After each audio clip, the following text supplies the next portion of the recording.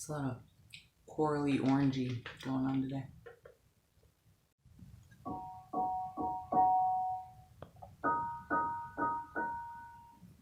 Hi everyone, how are you? Welcome to Faux Pods with Lola. Welcome back if you're coming back. It is a beautiful day today. Winter is like receding a little bit and spring's coming through. It smells like warm. I don't know if that makes sense, but beautiful day, loving it. So yesterday I had a really interesting interaction at the laundromat, and it actually led to today's video. I love the laundromat. It's one of my favorite places to be. I love having all of my clothes at my disposal. If I'm doing all my laundry, then I have access to all of my clothes. So I love the laundromat. There's this guy there that I noticed him noticing me, if that makes sense. But I was just doing my thing. I was just, like trying to get everything going. I had dropped some clothes. I was switching from one washer to the other for various reasons. He was like, oh, did you want a basket? There's baskets all over here. He was giving me Flynn Rider smolder. He was just like, no, I'm good. I feel like he was kind of mansplaining the laundromat to me, or laundry. But he meant well, I guess. He was looking for an in to try and talk to me. I don't know. Go do other stuff. I come back.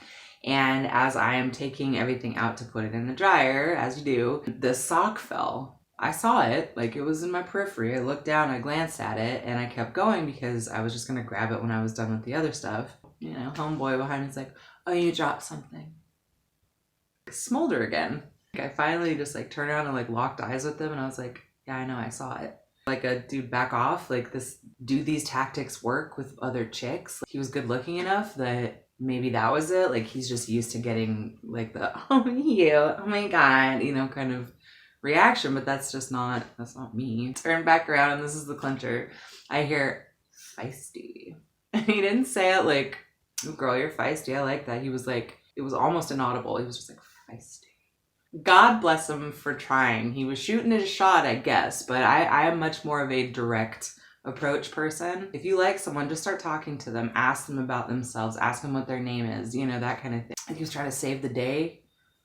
I don't need that. So that got me to thinking about how the former me from about 10 years ago, would have been stoked that this hot dude was talking to me, wanting to hook up with me. I would have placated him and placated myself, or however that works. I would have found a way to relate to him because I'm able to do that. I was just really proud of my growth as a person, that he was obviously not my type. Yeah, he was tall and broad-shouldered and good looking, but that only goes so far nowadays for me anyway, and it always did. I just didn't. I've honed my skills over the years in how to be single, how to enjoy being single, because I really do enjoy it. So I have 5 tips.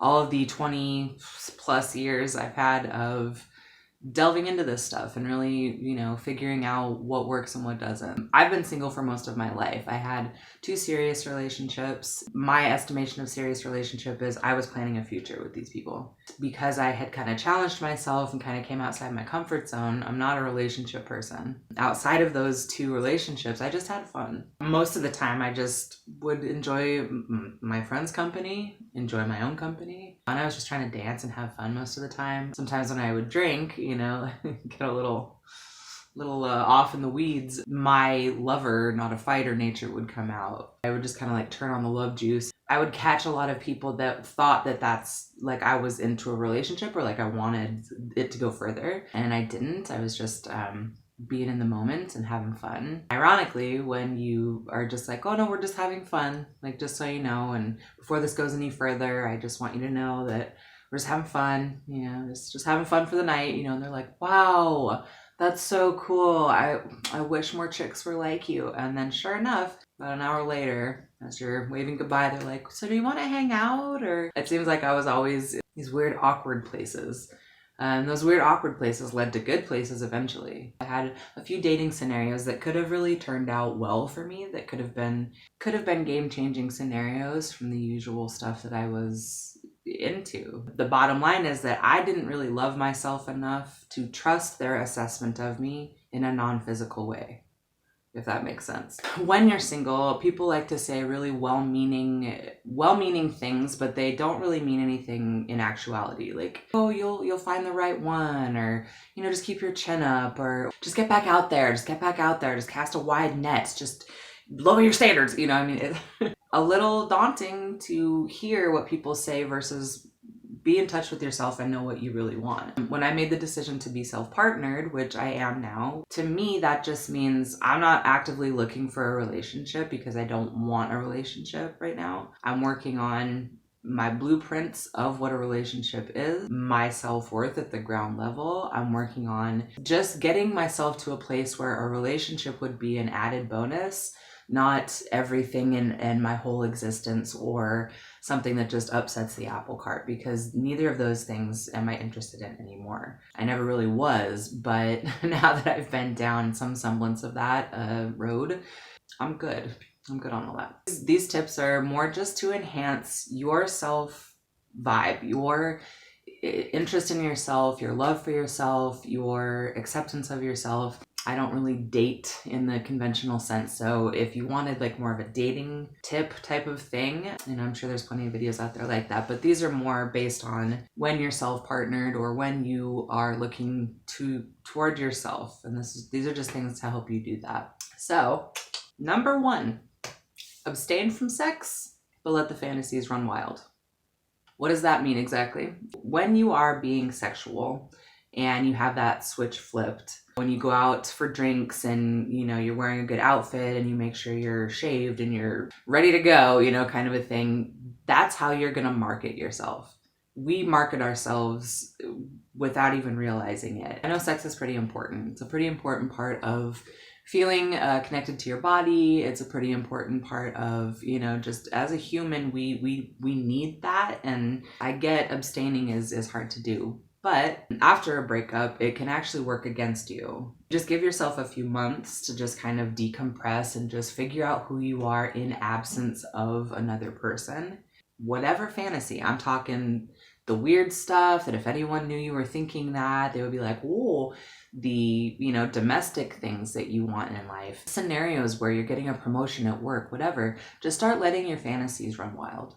If you connect to yourself, if you connect to your sense of self through your imagination, you really start connecting dots for yourself. You're sending out a signal as you think a thought, feel a feeling, you're sending out a signal into the universe. So why not send something that's all you, that's beautiful, that's something that really turns your crank, something that really makes you smile, something that makes you feel really good deep inside. A lot of my fantasies involve gay men. Sounds weird, but because I don't want any type of sexual relationship, but I do want to go shopping and try on clothes and put makeup on someone. I want a closeness, but I don't want anything sexual. A lot of my fantasies revolve around hot gay dudes.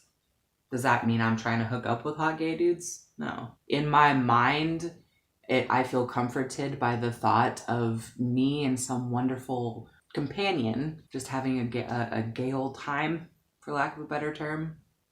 Yeah. Whatever the fantasy, just let it rip. Just see what happens. See what comes out. And that's the beauty of it. You don't have to tell anybody. Nobody got to know about it. It's just you and you. Number 2, learn new stuff. We are at our most open, our most vulnerable, and our most switched on when we're learning new things. This can be that architecture class that you wanted to attend but never did. This could be going to museums that no one ever wanted to go with you. This could be just anything that you really enjoy that enriches you as a human being outside of anybody else. Go find that again. Pick up an instrument, start writing song lyrics, start writing poetry, start writing a short story, start writing your great American novel. Doing things in a progressive way, start learning things for yourself. Pick up where you left off before your last relationship, because we all do that. Before our minds were programmed towards partners, we had hobbies, we had interests that had nothing to do with anyone else. It was about us and what we liked. Or peel back the layers of adult shenanigans and just get back to kind of a more childlike state of enjoying your own company, enjoying things that you enjoy. Forget about that big old the plan with capitals, if you know what I mean, and I think you do. If you let go of that timeline or that idea and just start really delving into the journey, not the destination of all of it, that's when things really start turning around for you. And I'm not saying that because I want you to feel like you'll never get there, and I'm not saying that because I have it all figured out. What I'm saying is, I have learned that the path unfolds for you in a way that you've never seen before if you start relying on yourself for things instead of other people. Whatever you choose to nourish will grow. So nourish the shit out of yourself. Being kind to yourself, giving yourself the patience it takes to learn something new, that's nourishing. That's nurturing. Connecting to yourself in a way that maybe you never have before. And if you're doing that, who knows the people you will meet and the connections you will make. Say no with love to friends or family members that want you to go to this thing, do that thing, come to dinner, blah, blah, blah, because they feel like you're sad and on your own and you need people around you. If you pick the right thing to jump into and start learning or to relearn or to continue learning, it won't be a hard thing to say no to that and to spend time with yourself. If you're not feeling something, just go spend time with yourself. Number 3. Create a space that you want to be in. I am partial to tone on tone, you couldn't tell, mood lighting, and candles. So if I have those 3 elements, I feel at home. I redid my own room. I hadn't had my own room for years. And this was all over the last couple of years. It took me about 6 months from start to finish of getting the right bed, which I had to wait for the right opportunity for. I got one thing here, one thing there, a couple of things here, a couple of things there. And now my room is a lovely place. Sometimes I just come and lay in it and just look around and just feel good and let my fantasies, my imagination run wild. That's why I set it up the way that I did, so that I can facilitate that. I for sure know that budgets are tight these days, and having a goal to spend money, sometimes that isn't feasible for a lot of people. However, I have always had budget constraints of that nature. I just work around it. I get one thing, like if you go to the thrift store and buy a $6 picture that really makes you happy, it's money well spent. And say thank you as you spend the money. Say thank you for this wonderful thing, and say thank you whenever you look at it, and just bring that type of feeling instead of it being like, oh no, I'm spending myself into debt. This isn't good. Just because some crazy chick on the internet told me I needed to do it. That's not what I mean. Looking around and feeling joy and feeling good and feeling at home. That can be a little figurine that's this big that reminds you of your favorite cartoon show when you were growing up. Candles. Mine, I go to the Dollar Tree and I get $5 worth of pillar candles. Those candles will last me a couple weeks, right? Or a month at least. So if you feel like you want to light a candle so that you can feel good and feel wrapped up in your vibe, just do it. Even if it's just like a little bit of desk space from which you can work or do your hobby, whatever it is. Having your own space that reflects your personality, that supports you and your goals, it's invaluable. Number 4, do random things with no regrets. My favorite way of working things out, whether it's like a conversation I had that I didn't like the way it went, whether it's, the plot of a show that I'm watching that I'm trying to figure out, whatever, I talk to myself out loud. I've heard that it's a sign of genius. I've also heard that it's, from people around me, extremely annoying. But I like it. I'm a fan, so I tend to do that.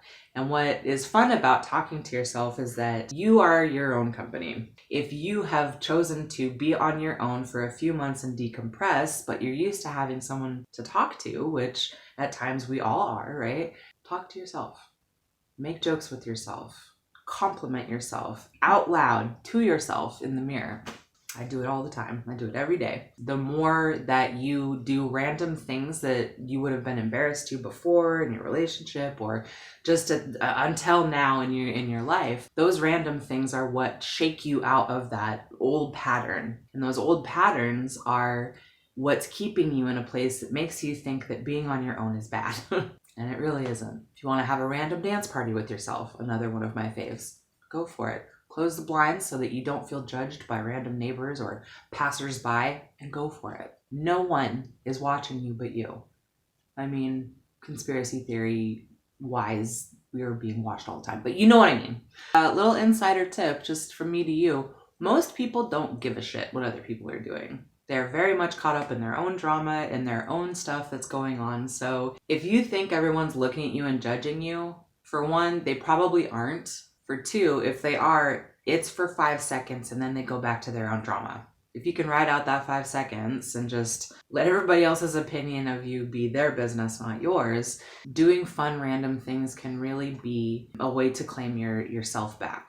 I like to say to myself out loud, I give myself permission to ...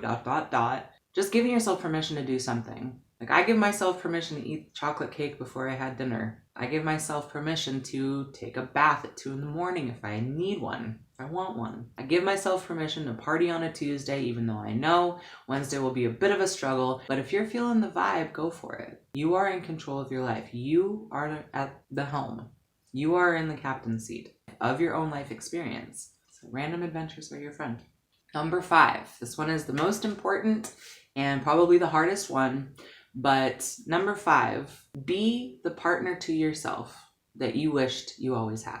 Be your own ideal partner. This is a never-ending cycle. It starts with honesty. You have to sit down with yourself and on a piece of paper write down what it is that you want out of a partner, out of life in general. What do you want? You can limit it to like 10 things, or you can make it just this endless list. There's no rules. When you need to, you look at that list and you check in with yourself and you see if you're headed towards those things or if you have diverted. If you have a partner with you that is more green flags than red flags, someone that you want to spend time with, they will do this for you. Start the ball rolling, and if you do this for yourself, not only will you be able to recognize it when someone else is doing it for you, you will not need someone to do it for you. Owning your shortcomings and just saying, yeah, I had a part in that. That was me. Narcissistic abuse, and the abuse spectrum. It is easy to say I was a victim and I did nothing wrong, but I would just submit for your consideration that the more you think that all of your problems are somebody else, the harder it will be for you to conquer them. Yes, abusive people, they do awful things, yes, but you, for some reason, picked that person out of all the other people and felt at home with them and felt good with them before, obviously, the abuse started. But there was something in your essence that spoke to their essence, and then you have a lock and a key. And I know that's hard to take, and I know there's a lot of dissenting opinion on that. I could be totally alone in my theory. I don't think I am. But if you are responsible and just start figuring out why do I feel at home with people that treat me like shit? Go to a counselor if you want to. Start trying to figure out exactly where you got this, where you adopted this stuff. Be kind to yourself while you're doing it, but if you're peeling back layers and if you're trying to figure out where you can fix something that you feel you need to fix, just accept that you have work to do on yourself, because we all do. As soon as you accept it, you'll start finding ways to figure it out. I promise you. And they say, do the work. Oh, are they doing the work? Are you doing the work? What does doing the work mean? Doing the work means taking one step, one issue, one thing, dismantling its stronghold over you. That's doing the work, in my opinion anyway. You are late everywhere. Make it your goal for the next week to be on time. That's one thing. It tends to be that when someone is pointing something out about you, it pisses you off because you know they're right, or it pisses you off because they themselves do it too. If you can find a way to accept those things about yourself and then just take the steps, just one step at a time. Leave the house an hour early. Being really early somewhere, eye-opening experience, because then you're like, oh wow, like showing up somewhere on time at a leisurely pace changes the whole scope of everything. It's worth to experience the opposite of what you usually do. The contrast will teach you a lot. Just focus on one thing, just one thing. And once you feel like you've mastered that one thing, pick another one. And that's how it goes for the rest of your life. Whether you have a partner or do not, whether you want a partner or do not. Be the best person you can be for yourself, for anyone else, for children that you might have, for future children that you might have. But having said that, it's not a shame fest. You're not raking yourself over the coals for all of the things that you could do better. It's a transformation. This is something that most people don't realize that a healthy relationship has, and that is gratitude. Be grateful for absolutely everything that you have, the positive stuff and the negative stuff. If you are grateful and you say out loud, or at least have a very strong, pointed moment of gratitude in your mind and say, thank you for this beautiful day. Thank you for all of this. Thank you, thank you, thank you. If you just say thank you, that secret sauce, that secret component will keep a wave of things to be grateful coming towards you. I had a mantra for a while that was, thank you, universe, can I have some more? That one was powerful. A very clear and concise message, like, I want more growth. I want more change. I want more to be thankful for. And boy, did I. It wasn't always easy, but I still said thank you. Main part of being your own best partner is you need to date yourself. Having a concentrated time where you go have a meal by yourself, not with your phone. You can use your phone, but have time to yourself where you notice your surroundings, strike up a conversation with someone. Just time where you're spending time with yourself. That's important. If you want to send yourself flowers, if flowers are your thing, send yourself some flowers. Look at yourself in the mirror. I mentioned before, look at yourself in the mirror and be like, damn, you sexy girl. Really notice the parts of yourself that you love. Celebrate those things. Be excited for who you are at this moment. Celebrate all of the good things that you've come through. Look at how far you've come in your life. You didn't think you'd get this far, surviving what you've survived, doing what you've done. I didn't think so either. Every time that I have a small victory or every time that I recognize that I've had growth, I celebrate in some way. And at the very least, I point it out to myself and I go, good job, bitch. High five. Most importantly, if you are aligned with your wants and needs above anyone else's, and it doesn't mean in a shitty way, in an abusive way, in a forcefully, kind of aggressively selfish way, but if you are aligned with what you want and what you need most, no one can fault you for that. No one can look at you and say, oh, well, what, are you taking care of yourself? And if they do, those are not your people, and it's better to know now.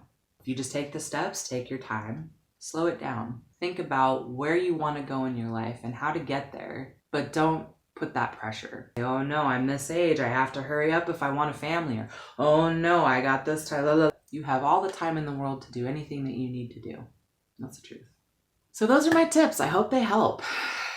Coming from a long-time single person, those are just 5 of the ones that really were game changers for me. After being in an abusive relationship, after being somewhere that I didn't ever want to be again, I knew I had to do things differently. You have to, right? I started implementing some of those things, and at this point, if I do decide to saddle up again, have a relationship, I know that it will be something that is an enhancement to what I already have going on, because I won't do it otherwise. Not unlike homeboy yesterday. Complimented, but not interested, as Zoolander says in the wonderfully hilarious 2000 movie Zoolander. But thank you. Thank you for shooting your shot, No harm, no foul. Either way, whether I end up in a relationship or not, I'm gonna be okay. And that's my intent for you, is that you're okay, either way. So that's it for now. Like, subscribe, share, notification all. And I will speak to you guys soon. Hope you're having a beautiful, delicious day. Catch you on the flip flop.